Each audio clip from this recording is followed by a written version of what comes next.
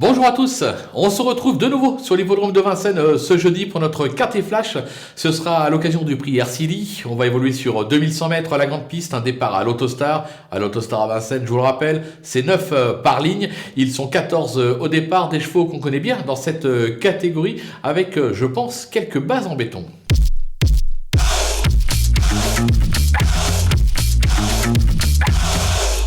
On commence avec le numéro 5, Always K, qui vient de le faire avec la manière dans le Oscar Collard sur le parcours. De nouveau, idéalement engagé en tête avec Eric Raffin, il peut tout simplement doubler la mise. Attention avec le numéro 7, Freeman, qui reste sur une bonne 5e place à ce niveau sur ce parcours. C'est son meilleur parcours d'ailleurs. La course a été visée, son entourage est très confiant. Il peut donner chaud à notre favori. On va se méfier également du numéro 4, Elena Di Quattro, une spécialiste de parcours avec une victoire et 9 accessites en 11 tentatives. Sa forme est sûre, elle est dans sa catégorie. Je la vois plus pour une 2e ou 3e place que pour la victoire, mais attention, elle est capable de finir très vite. Les opposants avec le numéro 8, Elliott Dambry, déjà 6 accessites en 10 tentatives à ce niveau. Il s'est déjà bien comporté sur le parcours.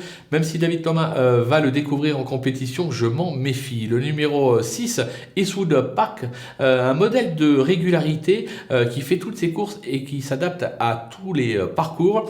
Il est confirmé à ce niveau. Sa forme est sûre. Lui aussi peut venir grappiller les bonnes places dans cette épreuve, tout comme le numéro 2, CD. Alors elle court à 6 jours, elle court rapprochée. Elle a déjà triomphé sur ce parcours. Moi, je la préfère sur les parcours de tenue. Maintenant, JMB est assez positif. On va lui faire confiance, on s'en méfie. Le coup de poker, ça sera le numéro 9, Hitshot Jocelyn, qui vaut beaucoup mieux que ses récents échecs. Il a déjà triomphé sur ce parcours. L'engagement est idéal, même si le 9 derrière la voiture, c'est jamais simple. Il s'élance tout à l'extérieur.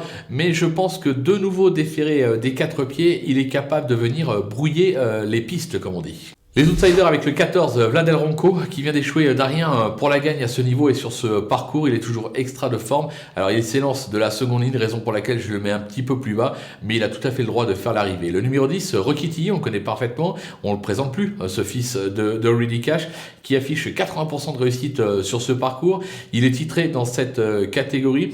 Moi, je m'en méfie, même si l'engagement n'est pas idéal. Le numéro 13, Al Capone Stecca. Alors, ses meilleurs titres ont été acquis sur les anneaux italiens. Il est quelque peu décevant à Vincennes. Maintenant, il dépend du redoutable entraînement de Fabrice Toulois, raison pour laquelle je me refuse de l'interdire totalement. Et enfin, le numéro 3, Eddie Duvivier. Il sait lire et écrire à ce niveau et sur cette piste, mais a toujours échoué en 2 tentatives sur ce parcours. L'engagement est idéal, surtout avec le 3 derrière la voiture.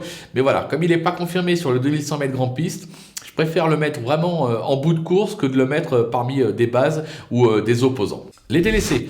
L'As Martin Debos, voilà plusieurs mois que le cheval est totalement déréglé, comme l'attestent ses 5 disqualifications au cours de ses 6 dernières tentatives. Franchement, j'ai besoin qu'il me rassure parce que le potentiel est là, mais pour l'instant, il n'a pas envie d'y aller, comme on dit. Le numéro 11, Forever Speed, qu'il s'agit d'un spécialiste des courses au trot monté. Il court ici pour peaufiner sa forme. Son entourage nous dit, vous pouvez le barrer sans craindre. On va leur faire confiance, on l'élimine totalement. Et enfin, le 12, Vagabondo, cet Italien très délicat a enregistré pas moins de 17 disqualifications en 2021 pour 31 sorties. Face à un tel lot sur cette piste, je ne vois pas comment on peut le recommander. Alors peut-être qu'il peut créer une vive surprise et faire afficher une énorme cote à l'arrivée, mais pour moi ce sera non. Voilà, on a fait le tour de ce superbe Quintet Plus. On va se quitter avec ma sélection et mes conseils de jeu. À vous de jouer.